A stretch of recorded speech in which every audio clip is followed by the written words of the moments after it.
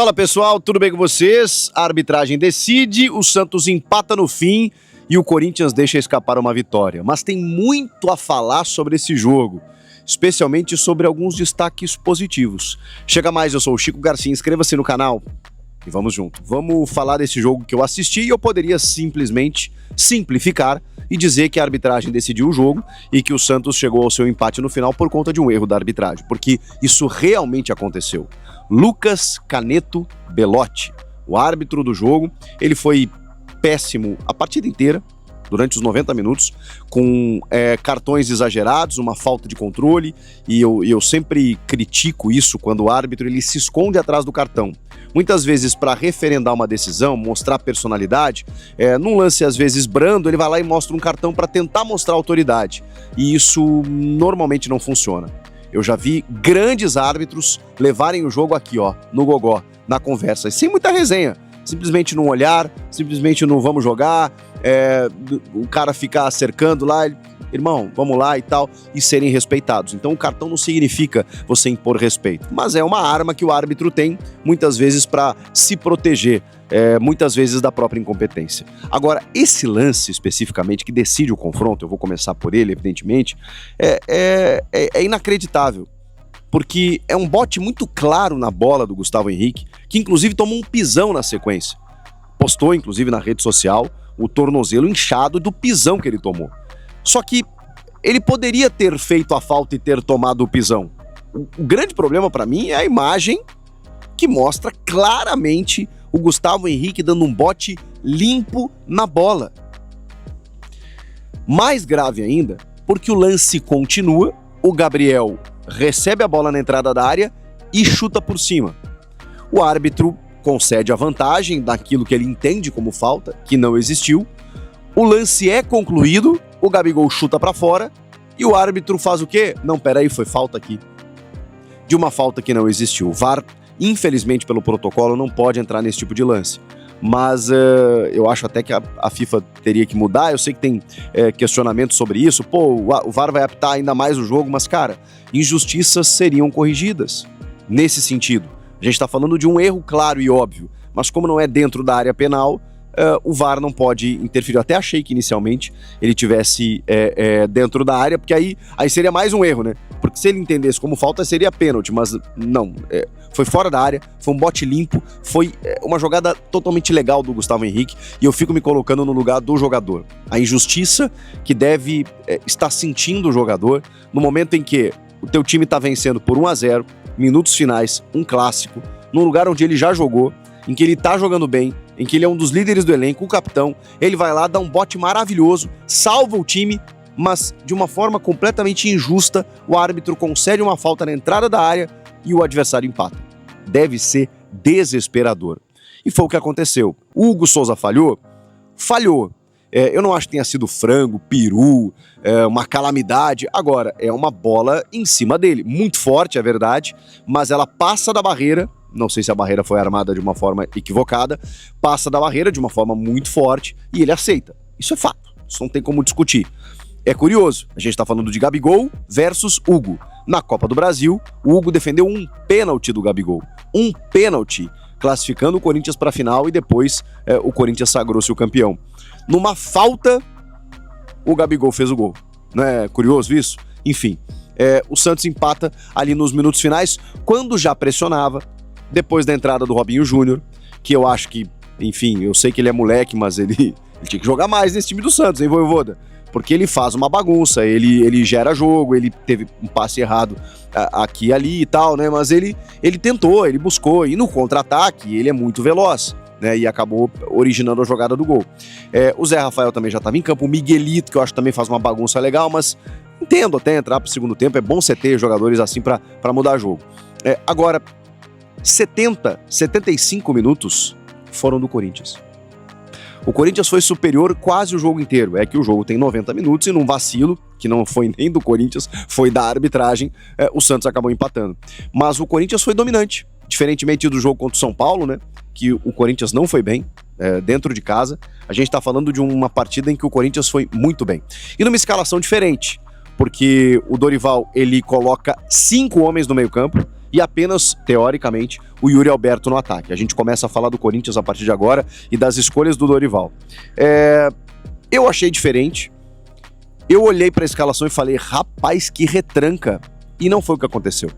Porque, na verdade, o Dorival ele optou por jogadores de controle de bola. E isso funcionou muito bem. Cara, eu tô... É cedo ainda. Até porque isso me favorece. Enfim, entre aspas, né? A gente não ganha nada com isso. Mas tem a ver com a tese que eu defendi de que o Matheus Pereira vai jogar no Corinthians. Foi uma contratação meio na desconfiança, muita gente torceu o nariz, e eu falei, cara, esse cara vai jogar, ele é filho do terrão, ele não à toa esteve no Barcelona B, na Juventus, adquiriu experiência, fez alguns bons jogos do Fortaleza, mas a galera fica naquela, não, Marcelo Paz tá fazendo uma confraria do Fortaleza, não, cara, se você escolhe a dedo, o Fortaleza tem bons recursos, né?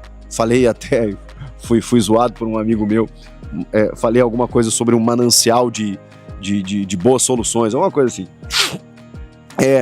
E o Matheus Pereira, ele é um jogador de muito desarme e condução de bola. Ele é um cara de leitura de jogo. E aí quando você tem ali naquele meio campo, Raniel e Matheus Pereira quase que alinhados, muitas vezes o Raniel aparecendo livre, e ele fazendo meio que um motorzinho, né? Porque ele vai e vem, né? Ele faz meio que a limpa. Ele vai lá na frente, ele desarma, no perde, pressiona, daqui a pouco ele volta, ele tá na primeira função. Aí você tem o Carrilho numa segunda linha junto do André. Aí você tem Matheus Pereira e Raniel. Eles não jogaram, porque isso não é estático, né, gente? A gente não tá falando... Se eu fosse botar num mural, né, quando a gente bota a escalação, beleza. Só que essas pecinhas, elas não ficam presas ali. Então, teoricamente, tá? Vamos lá. Você tem Raniel e Matheus Pereira. Por que eu coloco assim? Porque o Matheus Pereira, em tese, é um 5. Só que ele não é um 5. Ele é um... ele é um entre 5 e 8, assim, sabe? Ele faz esse vai e vem. O André é 8. E o Carrilho é um 8,5.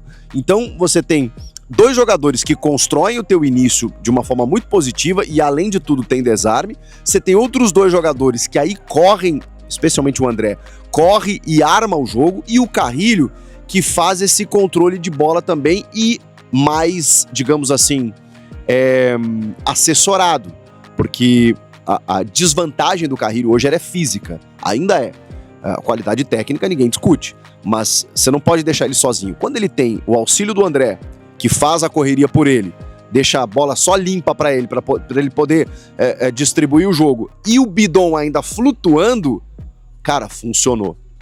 Só que aí, você tem todos esses jogadores no meio, e tem o Yuri Alberto. Só que o Yuri, ele foi um 9 diferente nesse jogo, porque ele caiu muito pelos lados, até para, digamos assim, se sobressair, para tentar, digamos, utilizar o lado esquerdo defensivo do Santos. E aí, meu amigo, o Menino Lira, o Zé Ivaldo, o João Schmidt, eles sofreram com o Yuri. O Yuri estava inspirado, né? Ele sempre joga bem contra seus ex-clubes. O Santos e o Inter sofrem uma barbaridade com o Yuri, historicamente. E o Yuri percebeu isso, não sei se por orientação do Dorival ou se por uma iniciativa do próprio Yuri, de que no lado esquerdo defensivo do Santos tinha jogo. E, cara, ele deitou. E aí ele começou a atacar o espaço, recebendo bola longa, e aí foi uma, duas, até que ele gerou a situação do pênalti, em que ele faz uma jogada completamente sozinho, né? E esse era um problema, entre aspas, do Santos, porque ele não tinha parceria de ataque nesse jogo, ele tinha muitos meio-campistas. Quando o Santos atacava, e aí o Corinthians recuperava essa bola, ele era o único escape, mas ele consegue fazer isso na força. Ele ataca pelo lado direito, passa com uma facilidade pelo João Schmidt, depois Zé Ivaldo, e aí ele sofre o pênalti. E aí o pênalti é o lado não, né, do Yuri. Cara, ele perdeu os últimos 4 dos 5 pênaltis que ele bateu. E assim, tem grandes atacantes do futebol mundial que não batem pênalti. E eu acho que ou o Yuri trabalha bem isso, assim, com muito treinamento, ele é jovem ainda, ele pode evoluir nisso. O Gabigol se tornou um dos melhores do mundo e hoje já não é mais assim, então assim, é natural você oscilar, pênalti realmente requer treinamento e concentração, mas o Yuri, nesse momento, ele não tem condição. Porque se ele cobra chapado do lado esquerdo, o goleiro pega como o Everton do Palmeiras pegou no Clássico. Se ele cobra no outro canto, rasteirinha, para deslocar o goleiro, ele chuta para fora como ele fez hoje. Se ele tenta cavar, não dá certo. Então, assim, o Yuri não tá com um aproveitamento legal. E, cara, ele fez a jogada, tá tudo certo, entrega na mão, sei lá, o Bidon, que classificou o Corinthians na semi contra o Cruzeiro. O Maicon era o batedor até sair, né? Mas você tem outros ali no elenco. O André, nas disputas de pênalti, bateu muito bem, não sei se ele é um batedor, mas bateu muito bem. O próprio Gustavo Henrique também bateu muito bem. Cara, deixa pra outro. Matheus Bidu tem a bola parada, o próprio Mateuzinho. São dois bons laterais. Deixa pra um deles, cara. Deixa pra um deles. Não tem necessidade disso. Mas aí, suco de Yuri Alberto, né? Ele faz a jogada do pênalti, ele perde o pênalti e ele vai lá e faz o gol. 2 minutos depois, numa jogada construída por ele, criada por ele, do mesmo lado esquerdo defensivo do Santos e direito de ataque do Corinthians. Só que aí o Brazão defende, a bola sobra lá na esquerda, o Brazão defende de novo e ele consegue chutar de perna esquerda no momento em que o Brazão não tá esperando o chute. E essa é uma virtude do Yuri, é uma característica positiva que ele tem. Ele consegue arrematar com a sua perna não habitual e isso engana completamente a marcação tanto da defesa quanto do goleiro que tá tentando imaginar o que ele vai fazer com a bola.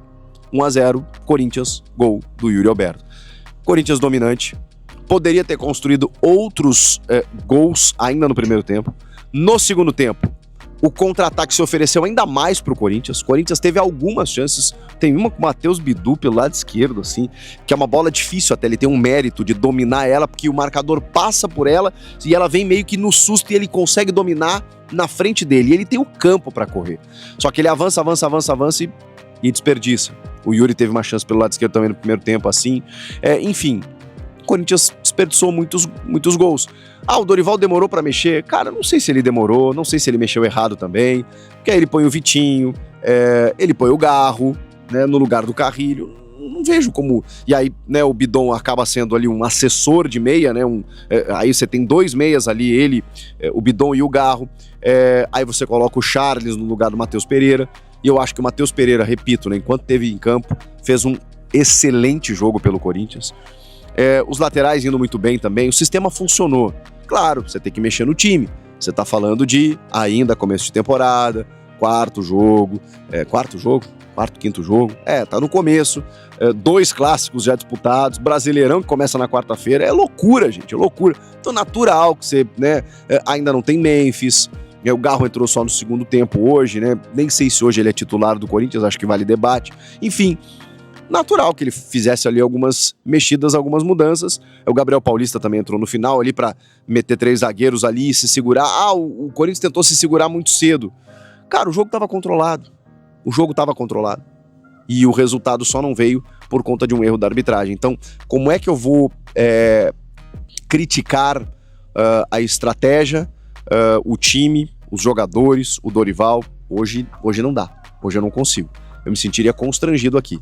E olha que eu falo, falei da falha do Hugo e tal, que apesar, né, do lance surgir de um lance irregular, beleza, aí você tem a falta, tem uma falha do Hugo Souza, ok. De resto, cara, eu não consigo ver, sabe, eu não acho que o Corinthians tenha baixado tanto as linhas, acho que estava controlado, inclusive com contra-ataque à disposição, o Santos chegando sem nenhum perigo assim aparente. Não era uma pressão assim que, cara, você tava vendo que, meu Deus, uma hora vai acontecer. Não, era uma pressão natural de um time que tá em casa, perdendo um clássico, em que o Vojvoda botou o Robinho lá, botou o Miguelito, botou uma correria pra tentar alguma coisa e beleza, faz parte do jogo. 1-0 é pouco? Mas é um clássico. É fora de casa e o Corinthians estava ganhando. Então, eu realmente não consigo, nesse aspecto, colocar na conta de qualquer pessoa que não seja o árbitro do jogo para definir o resultado final. Não sei se vocês concordam, queria ouvi-los. Vocês viram hoje o que eu trouxe no blend de informações? Cara, só informação que você vê aqui certeira. Vamos lá. O Corinthians, ele foi negociar com o Atlético Mineiro. Assim, nunca existiu o fato do dos dois times, dos dois clubes terem se acertado e o Dorival ter que aprovar a contratação. Foi ao contrário. É um nome que o Dorival encontrou no mercado e pediu para a diretoria negociar. E o Marcelo Paes foi lá e negociou. A economia que o Corinthians está fazendo, a gente, assim, vamos colocar os pingos nos is aqui. A economia que o Corinthians está fazendo e a postura do Corinthians no mercado, não é porque o Marcelo Paes chegou. O Osmar Stabile que é assim. O Corinthians não contratou no meio do ano e trouxe só o Vitinho porque era porque tinha sofrido um transfer ban. O Corinthians ficou grande parte da janela sem querer contratar. Porque o Stabile queria realmente começar a gerar essa questão de economia. E recusou o Biel, recusou o Elinho, as loucuras que o Soldado queria fazer. Então, quando a gente vê o Corinthians contratando jogadores modestos, isso e não gastando, isso é uma filosofia do Osmar Stabile, que por isso ele escolheu o Paes. E quando a gente vê o Corinthians negociando e contratando jogadores, igual eu vi hoje um comentário na transmissão, pô, Marcelo Paes conhecia o jogador, por isso que trouxe pro Corinthians. Quem pediu o Matheus Pereira foi o Dorival. Gosto do Marcelo Paes, acho que tem tudo para fazer um grande trabalho no Corinthians e começou bem. Mas o que eu tô percebendo é que as pessoas estão dando mérito só pro Marcelo Paes, e não é isso. O Dorival falou na entrevista exclusiva para mim, quando o Marcelo Paes chegou, ele falou, tem dois jogadores que pertenciam a vocês lá, que eu quero, que são seus dois volantes, o Matheus Pereira e o Pierre. Só veio um. Vocês lembram que ele falou mesmo, né? Ele falou mesmo. Então, assim, quem pediu o Júnior Santos foi o Dorival. Quem pediu o Alisson foi o Dorival. O Caio César, quem descobriu esses nomes? O Dorival. Tanto que o Dorival já tinha pedido pro Fabinho o Caio César. O Corinthians foi lá, fez a proposta para o Atlético Mineiro recusou um empréstimo gratuito. O Corinthians começou a discutir com o Atlético Mineiro valores e também porcentagem de salário, né? O Corinthians não tem condição de pagar 100% do salário do Júnior Santos. O Atlético Mineiro foi lá e seguiu o mesmo caminho do São Paulo e pediu o mesmo valor, informação exclusiva minha, pediu R$1,5 milhão o Atlético Mineiro, pelo empréstimo de um ano. O Corinthians falou, aceito pagar. Por quê? O Corinthians falou que aceita pagar. Porque o Corinthians gostou do valor, só que falou, só posso pagar parcelado. Agora, se o Atlético Mineiro aceitar as parcelas, ele vai ser contratado. No caso do São Paulo, muito parecido, o Corinthians ofereceu jogadores, ofereceu o Martins pelo Alisson, ofereceu o Alex Santana pelo Alisson, não saiu o negócio. O Corinthians fez uma proposta para o São Paulo de R$1 milhão pelo empréstimo, o São Paulo não aceitou. O São Paulo fez uma contraproposta de R$1,5 milhão, o Corinthians falou, só se eu puder começar a pagar, só se eu pagar esse valor no ano que vem, em 2027. O São Paulo não aceitou. Eu não sei exatamente, porque a gente também está sentado lá do lado do Paes, do Stabile, enfim, para entender. Eu não sei afirmar para vocês se foi o Corinthians que propôs o parcelamento depois do São Paulo recusar, que é o que eu acredito que foi, ou o São Paulo falou, ó, parcelado eu vendo, e o Corinthians falou, beleza, vamos aguardar. Fala, torcedor, continuando aqui trazendo mais um vídeo. Peço você que deixe o like, se inscreva no canal. Vamos falar aí a respeito do jogo aí, né? O Corinthians foi garfado aí pelo o árbitro aí, Lucas Caneto, né? Então passou a mão no Corinthians sem que nem pra quê. Então o Corinthians aí foi garfado, coisa que é horrível que tá acontecendo no futebol brasileiro, a arbitragem. Então vamos deixar isso aí de lado. Vamos falar também de Yuri. O Yuri Alberto se destacou, só que perdeu o pênalti também. Teve outra jogada lá também que a bola passou na frente do gol, e os atacantes, meio campista, ficou só vendo ela. Poderia ter feito o gol. Não vamos culpar o Timão, e também não vamos dizer que foi 100% arbitragem. Eu acredito que o Corinthians deveria ter feito o segundo gol ou o terceiro gol que dava para fazer e saído da Vila Belmiro com a vitória. Essa é a minha opinião. Queria saber o que você acha, o que você pensa.